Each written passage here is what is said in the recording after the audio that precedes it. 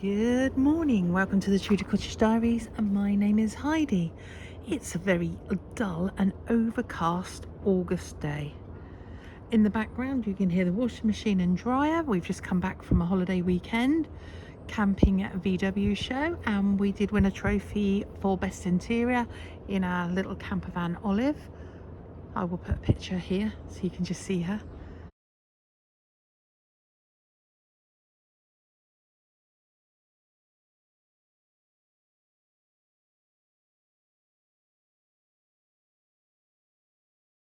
Very proud of her. It's cool today. It's about 13 degrees. Last night it was very chilly, and I've got lots of deadheading to do. But first of all, I'm going to head towards the greenhouse and top out my tomatoes, pick some tomatoes and do some watering. But I just need to vacate the chicks that are in there at the moment, and they have made an awful mess on the floor of there. But they are safe from the weasel when they're in there, or the stoat that's been killing our chicks. I'll just show you them.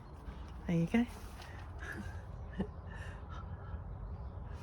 So we're going to head. I can't believe the mess that they have made on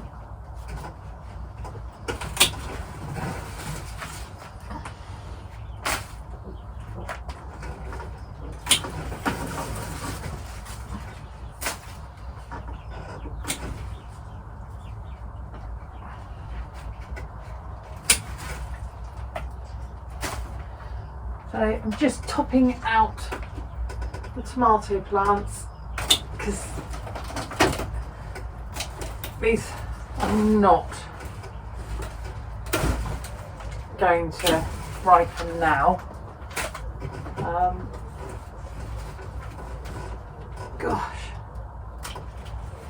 they have really grown in and around the wooden. I mean, look at this one. Magnificent. But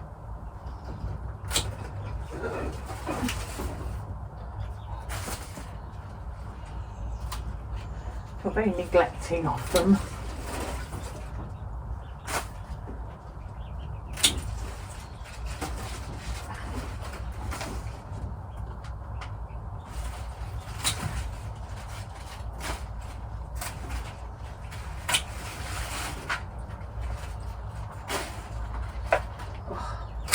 Lovely smell. Just smells amazing. Well, the tomatoes, not the chicken poop.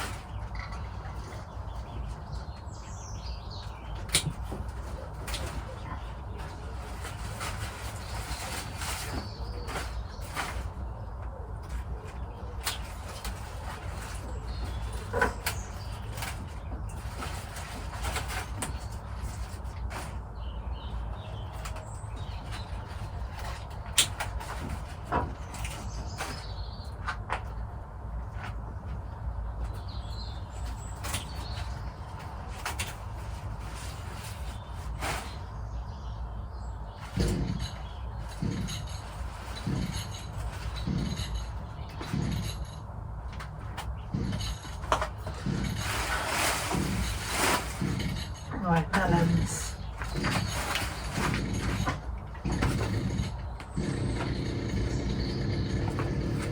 Quite a few melons, and oh gosh, there's tomatoes everywhere. Oh, that's amazing. Right. Hello.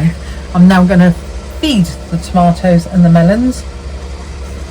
Take off any that are not going to grow.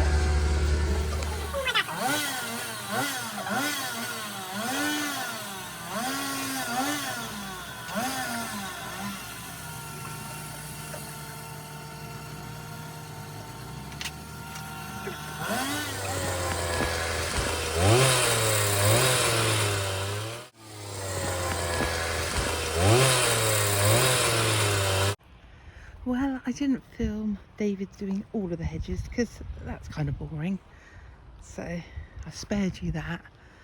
But he's got to go into the field. Can you see the far side of the hedge? This is about 10 foot deep, this hedge here. Very, very ancient. So he's got to do the other side. But we look a lot sharper and smarter as we come down. The other thing that we've done off camera is the net for the fish. It's not something we ever wanted to do, Stoat or the weasel. Yep, so now got the net over there. And I just really wanted to talk about the garden because yesterday I spent quite a bit of time here in the rose garden, and it's been a bad year. It's been an awful year, and I feel really down in the dumps about the garden. You can see here this Olivia Rose Austin is looking absolutely beautiful in a second to third flush of flowers, which is normally about the fourth. And then on this side, the Desdemona, can you see it? Can you see it? All way down there. Way down there. It's flowered, but it's not been an amazing rosy flowering season. This is brand new. This one is Strawberry Fields. This is brand new rose. This is the one I bought the other day. And here we have Desdemona, looking really good and healthy. And the other side, still quite a strong contender, looking nice and healthy. Don't remember what this one is. I will have a look and see if I can find its label. So Emily Bronte, but look at the size of the rose. We have miniature Emily Bronte roses. And then going back through this border, you come back to Susan Williams Ellis, and it's spindly and it's got dieback. Oh, this grass has taken over, so that's coming out. There were some daisies in here, the white daisies. I'm taking them out. Queen Elizabeth II is on its third or fourth flush of flowers, but look at the shape of it. So from your viewpoint, all it's rosy in the garden and beautiful, but looking down, there are massive gaps everywhere that should have the cosmos in, the straw flowers in, the Chinese lanterns, which never grew in the greenhouse, which I've managed to sort of, I think I got about 40 plants from the greenhouse into the cold frame, and there they sulked in the cold weather, in the rain, and I've sulked. I am on the back foot. I am still doing jobs that I said I was doing back in the February, March, April, May videos. This corner here just needs the hedge coming down still. I've still not emptied that compost heap. And I think it's right across the country, there's this kind of feeling that all is not good in our gardens. And it's making me I feel really heavy-hearted about the garden. And like I say, from here it looks beautiful, but I know. And when I came out here yesterday and started doing my deadheading and cutting back and things like that, I lost interest after about an hour and just went in and read a book, because it just feels like I'm actually looking forward to winter, to tidying up some of these plants and getting them ready for bed and thinking ahead to hopefully what will be a better year. But I'm going to pull myself together and I'm going to do some jobs around the garden today and hopefully take you with me. Now, the one success has been the tomatoes, and at the moment, I will do fingers crossed, the melons are looking incredible. I've kept it shut most of this year. I've never known a year like it where I've kept the greenhouse completely shut against the elements and just built the temperature up inside. Yeah, they seem okay. There's no blight, and we seem to be growing some really nice sized melons. But anyway, I'm gonna crack on, get some jobs to do. I don't know if you can see that little hole, round hole. That's what I've got doing loads and loads of damage to the garden, and I've put it down to being rats. We have lots and lots of rat damage. They are tunneling under all of my plants, and then the plants are just coming out. But everywhere I go, I'm finding rat holes. There's a tiny little rose there, but actually it's very glossy leaved and healthy, but not grown at all. And these two David Austins here, oh my gosh, what an absolute heartbreaker. One spindly. And the same here. I've got a rose on the top. And how spindly are you? So these two are going to get moved fairly quickly, and see if I can do something with them. A different viewpoint.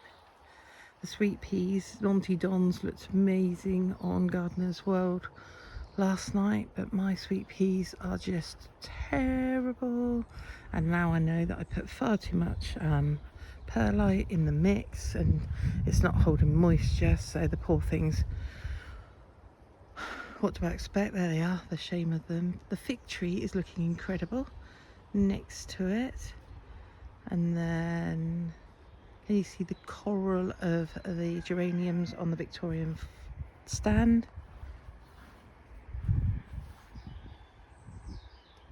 Which never ever made it to its position in the garden, so it's been resplendent against the greenhouse. Look, I am a cup half full person all the time, but I have to say this garden this year is right. So we've been here 4 years, so last year was my silver year. Really good year for the garden. It the year before, in 2022, we gave it a gold because it won the B&Q Gardener of the Year runner-up to the overall winner, and it looked amazing. And that's when I started the YouTube channel, this new latest YouTube channel, and this year it's not even a bronze, so I am giving this a copper award because it looks good but it ain't good. And what I want is a platinum year, because I've promised myself a hori from Nowaki if I've achieved what I want to achieve with this garden. And at the moment, with the slug damage and the cold, damp, miserable conditions that we've had here on the south coast of England. Right, that's enough. So the plan today has been, this was where I have a huge patch of those daisies. And I've just cut them down to the ground.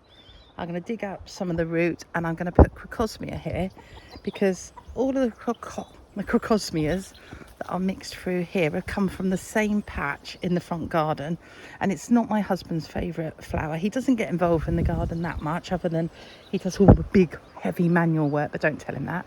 But he's not really a fan of crocosmia, but he does like it when it's bleeding itself through the borders and holding itself upright. So we're going to try and achieve that here. And indeed, this patch of daisies has migrated from the back garden, where I moved it about 2 to 3 years ago to fill a big void here, and it's ideal for that.